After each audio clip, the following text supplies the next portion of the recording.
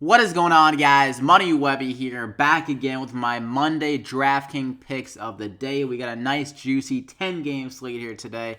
It's going to be a good one. Great options all across the board with pitching. Pitching's very stacked up today, and some great value, guys, for hitters, particularly on this slate. So I got my money six, narrowed it down here. Two of my favorite pitchers, three of my favorite bats, and my value hitter of the day. So go ahead and slap a like in the video. I would greatly appreciate that. Let's try to surpass 100 plus likes in this one. And also, you can hit that subscribe button if you are new to the channel to get these DraftKings picks every single day. Good amount of research going into these every single day. So kind of cut down on your guys' research for certain plays every single day. So stick around and enjoy the videos. So let's just hop into it. Noah Syndergaard is going to be my first guy at 12,300. Pretty rocky start to the season for him, but he's still striking out a ton of guys, which is great for DraftKings scoring. He's facing the easiest lineup that he has faced so far this year against Miami. One of the worst lineups in the league. And Vegas loves Syndergaard in their spot. They're only projected 3.0 runs in this game. And he's in Miami, a good pitcher's park. Looking at that strikeout rate, like I mentioned before, in the first two games, he's a 40% strikeout rate. So he's sitting down a lot of guys. And against this Miami team, he should, I think he should go deeper in this game. He's kind of struggled with allowing some hits and not really being, what's the word I'm looking for, not being efficient with his pitches, like 92 pitches and 4 innings and 85 and 6. So that was kind of disheartening in his first two starts, but I think against Miami here, he can make quicker work of him, go like 6 or 7 innings. He's probably almost a lock for the win in this game against Miami, seeing as they're so bad, and the strikeout should near 10 strikeouts again in this game. So I love him in this game, very safe. We're going to go ahead and lock him in there. And for my second guy, Jon Gray, I went with him the same exact matchup against San Diego. Last time he went out on the mound, like I said, he did very good in this game against San Diego last time. So I'm not really afraid to go with him yet again. The one concern in this game is that it's in Colorado, a great hitter's park. But Jon Gray is actually very good in Colorado. He was better here by the numbers compared to being on the road. And like I said, against San Diego, very good. 38 DraftKings points when 7 innings. Really didn't get hit that hard at all. I think he only allowed one guy to reach second base in that game. Got 7 Ks. Very efficient there. So I think he'll be fine. Like at 7.9K. It's a nice value considering the matchup against San Diego. They're still down one of their best hitters, Will Myers.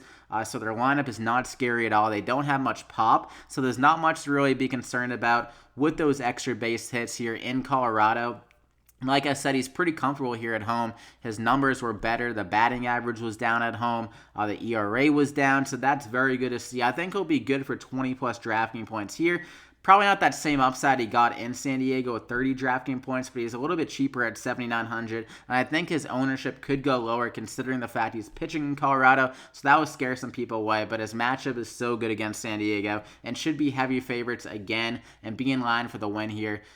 In Colorado, going up against a bad pitcher for San Diego. So we're going to go ahead and lock him in there. So those are the two pitchers. Leaves you with 3,700 remaining on the table. And both those guys are two aces, just that Jon Gray is pitching in Colorado. So a little bit of a discount there. And you got two guys that can easily surpass 20-plus DraftKings points there. So very safe. But for my hitters now of the day, we're going to go with Joey Votto here. Way too cheap at 4,200, partly probably because he's had a slow start to the year. Hasn't been able to really get extra base hit. Have shown that power with the home run yet, but this is the spot where he's going to be able to get it done, I think. Going against Ben Lively, not a good pitcher in a good hitter's park in Philly here. And there's going to be 9-mile-an-hour winds blowing to right field. Like if you just look at his splits against right-handed pitchers last year, he was extremely dominant. A 433 WOBA and a 257 ISO. And Ben Lively absolutely horrendous against left-handed hitters last year, allowing 3.38 home runs per 9 innings, especially or particularly at home. So he's very bad against left-handed hitters at home. And by the numbers, if you look at the runs produced by home runs last year in every ballpark. Actually, Philadelphia was the #1 ballpark for hitting home runs. So Joey Votto can definitely get an extra base hit or a home run in this game. Going against Ben Lively, a bad pitcher. I think he'll get it going here against him at 4,200. Way too cheap for me, so lock him in there. And for my second guy, Trevor Story, we actually went with him in the same exact matchup, similar to Jon Gray, going against Clayton Richard, the left-handed pitcher. We mentioned this before. Trevor Story, extremely good against left-handed pitchers.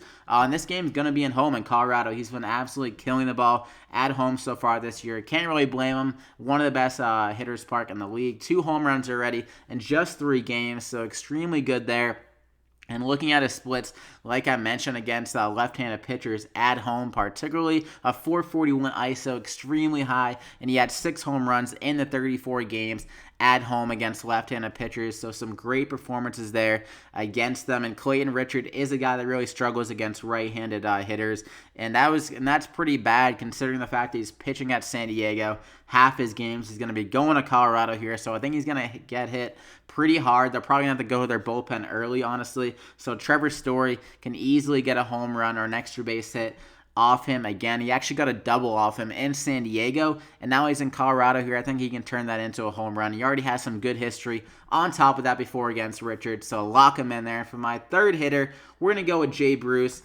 Been on this guy once before this year. A little bit disappointing in that game, but he has another good matchup here going against a right-handed pitcher. Jay Bruce, very good against right-handed pitchers. He's been on a hot streak the last 2 games with a double in both games and a home run. He actually got a grand slam in this game against Washington, so he's probably feeling himself a little bit, and he has great history against Jose Urena in this game. 4 for 13 with a double and 2 home runs, so he has definitely shown that power against Urena, and Urena is going to hit pretty damn hard against left-handed batters this year, allowing a 57% hard hit rate so far against lefties. Small sample size, but pretty alarming so far for Urena to be allowing that high of a hard hit rate against lefties. So I think Jay Bruce can definitely get a hold of one against them and add another home run to the total here against Urena. So we're going to go ahead and lock him in there. And it's a little bit cheap at $3,600 considering he'll be in that cleanup spot for the Mets, and they have a pretty sizable run total projected by Vegas. So a nice little value there. So that is it for the core plays. You got Votto, Trevor Story, Jay Bruce, along with Noah Syndergaard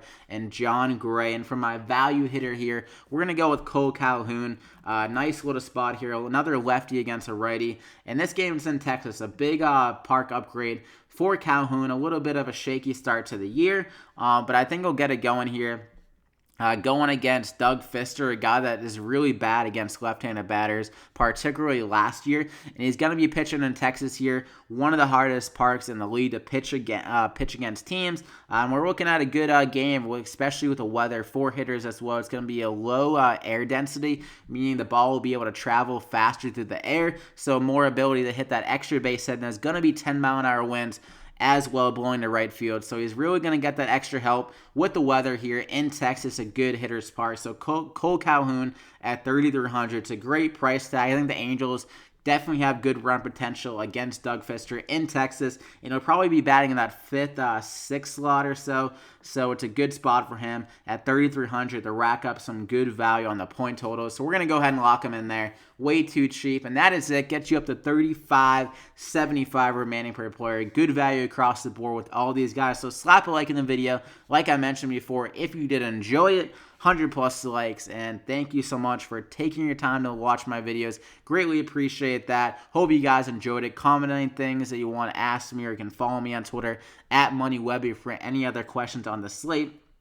10-game slate, jam-packed, and definitely subscribe if you are new here to get these plays every single day, because I got the fire coming for you every single time. So I hope you guys enjoyed the video. Should be a good night. I hope you win some money, take down some GPPs. Good luck tonight, guys. Enjoy your Monday slate. Mondays always suck, but let's win some money to kind of make it a little bit better. So good luck tonight, and we'll see you back here again tomorrow.